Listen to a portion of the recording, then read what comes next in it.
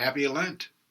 I'm Father Joe Jakodinsky, administrator of St. Catherine of Alexandria Catholic Church, or as we like to say, it's the Church on the Hill since 1855.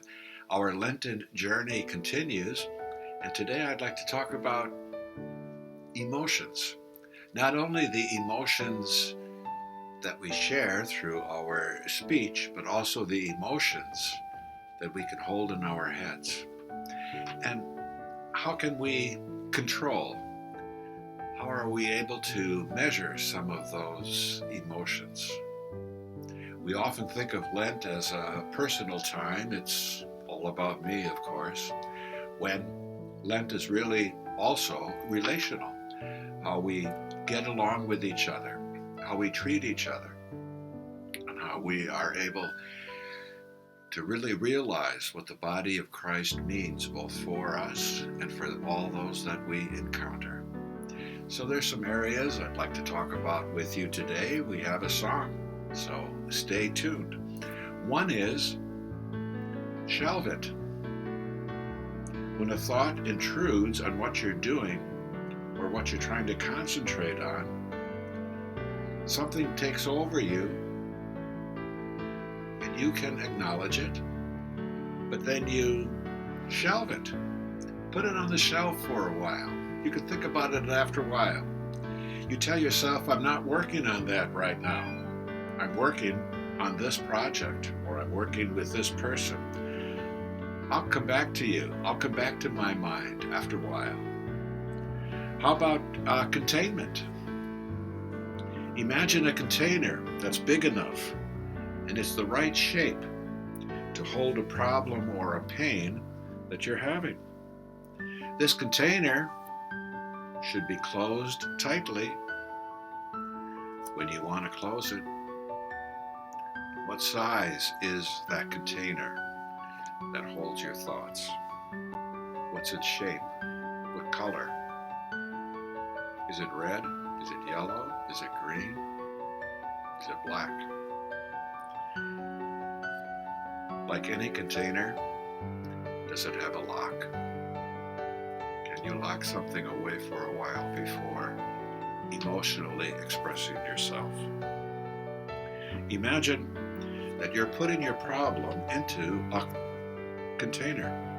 Make sure it all goes in, and when you're ready, close it tightly and lock it if you need. Remember, you can open the container whenever you need to deal with a problem that you shelved earlier, and you can use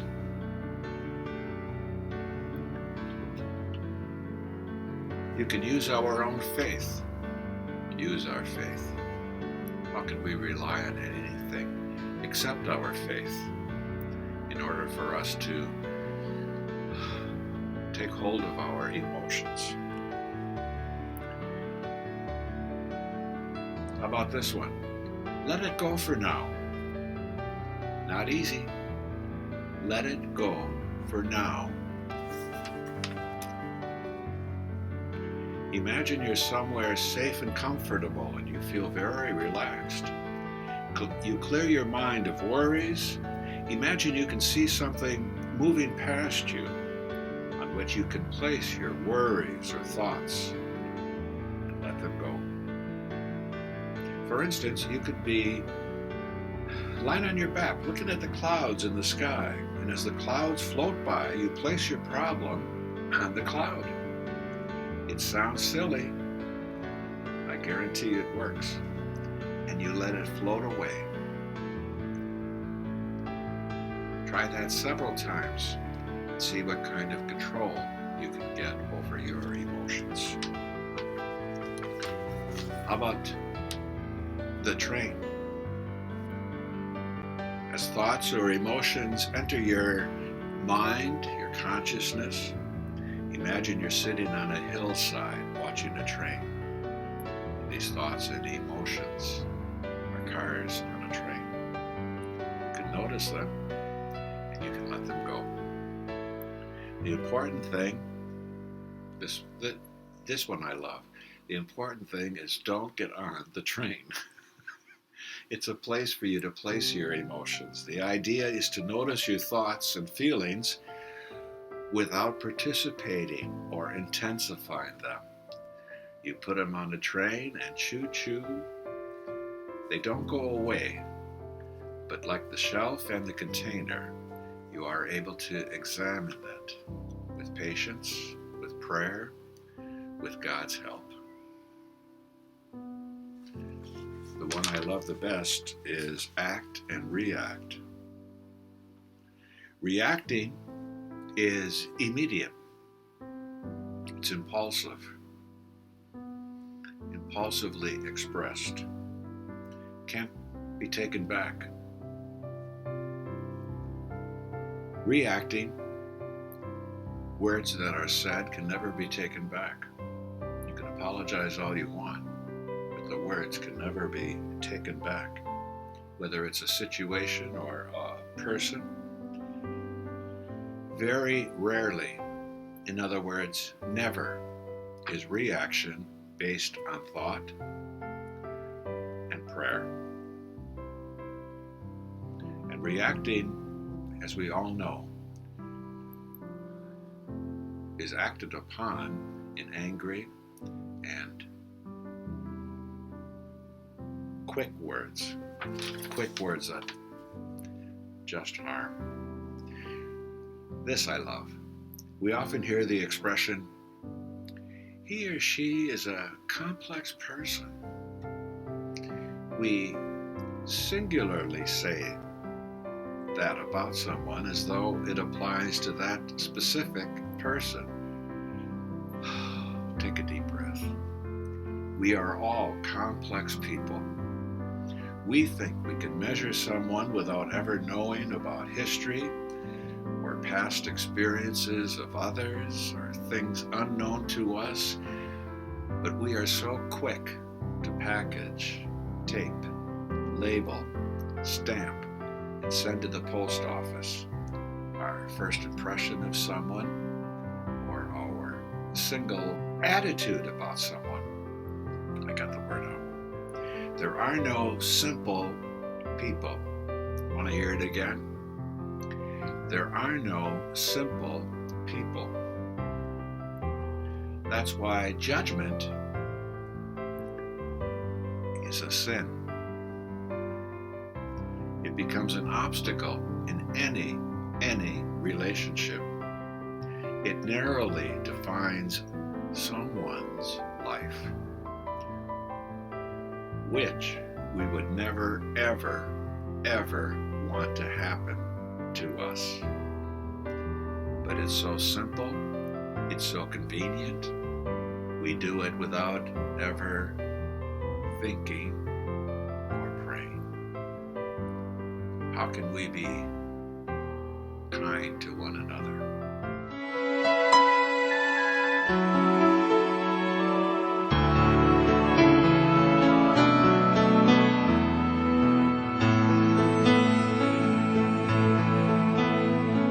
So many things we can't control, so many hurts that happen every day, so many heartaches that pierce the soul, so much pain that won't ever go away. How do we make it better? How do we make it through? What can we do when there's nothing we can do? We can be kind, we can take care of each other, we can remember that deep down inside we all need the same thing. And maybe we'll find, if we are there for each other, that together we'll weather whatever tomorrow may bring.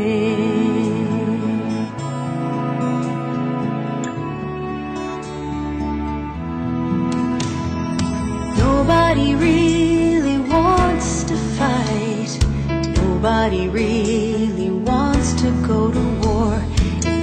everyone wants to make things right, then what are we always fighting for? Does nobody want to see it? Does nobody understand? The power to heal is right here in our hand.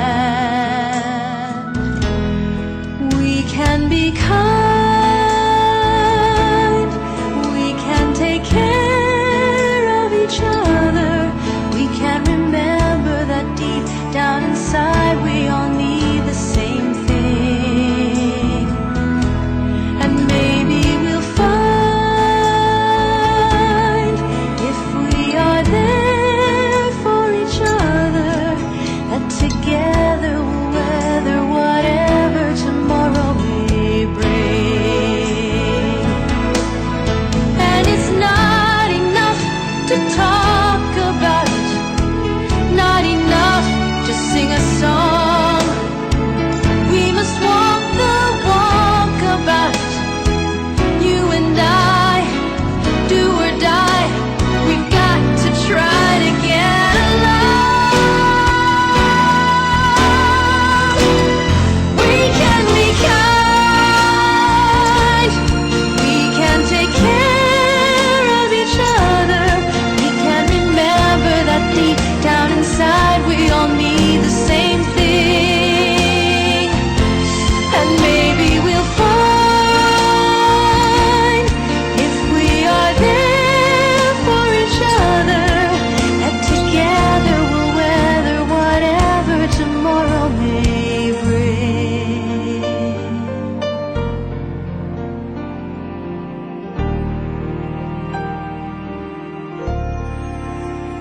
And maybe we'll find true peace of mind if we'd always remember we